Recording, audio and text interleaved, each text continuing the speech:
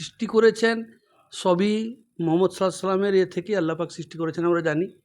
বিশ্ব বলতে তো বোঝায় শুধু জমিন আর আসমানের নিচে যতটা আছে তাকে বিশ্ব বোঝায়, কিন্তু কায়নাত বলতে যে জিনিস সৃষ্টি হয়েছে পুরো সৃষ্টির কর্তা যিনি করেছেন সবই আমাদের নবী পাকের জন্যই করেছেন। এটা আমরা মানে শুনি, যারা আলেমগণ আছেন তাদের মুখ থেকে শুনি।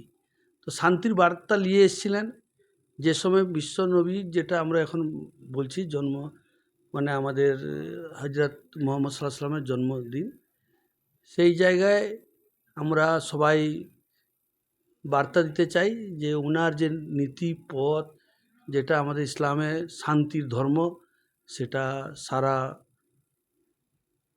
দেশে প্রচারিত হোক।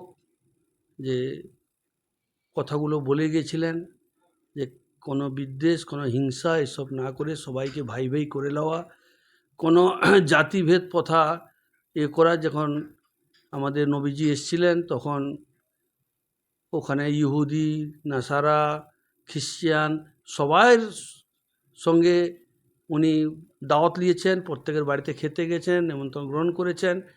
সেই যে বার্তাটা দিয়েছিলেন সেই বার্তাটা আজকেও আমাদের এই জায়গায়, আমাদের এই শুধু ভারতবর্ষ নয়, পশ্চিমবঙ্গ নয়, আমাদের এই মেদিনীপুর নয়, কাঁথি নয়, সারা দুনিয়ায় এই বার্তাটা পৌঁছুক, শান্তির বার্তা।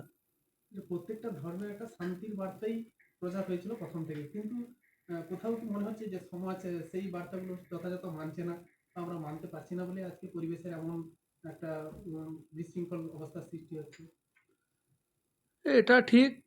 এখন কিছু কিছু মতবাদ ঢুকিয়ে যে যার মতো করে করতে গিয়ে কিছু মৌলবাদী সংগঠন আছে, প্রত্যেক মানে সম্প্রদায়ের ভিতরে আছে। সে মৌলবাদীটা নিপাত হোক, শান্তির বার্তা যেটা আমাদের হজরত মুহাম্মদ সাল্লাল্লাহু আলাইহি সাল্লাম এগুলোকে দমন করার জন্যই এসেছিলেন এবং সেটা করিয়েছিলেন, এবং এত দ্রুত পুরো পুরো দুনিয়ায়, বিশ্বে, যেটা আপনারা এখন বলছিলেন, সেই জায়গায় উনি ছড়িয়ে দিতে পেরেছিলেন শান্তির বার্তা। সেই শান্তির বার্তাটাই আশা করব সব জায়গায় সবাই সেটাকে আমার মনে করিয়ে দেওয়া, যে শান্তিটা সারা দুনিয়া একদম শান্তিতে থাকুক, সবাই ভালো থাকুক,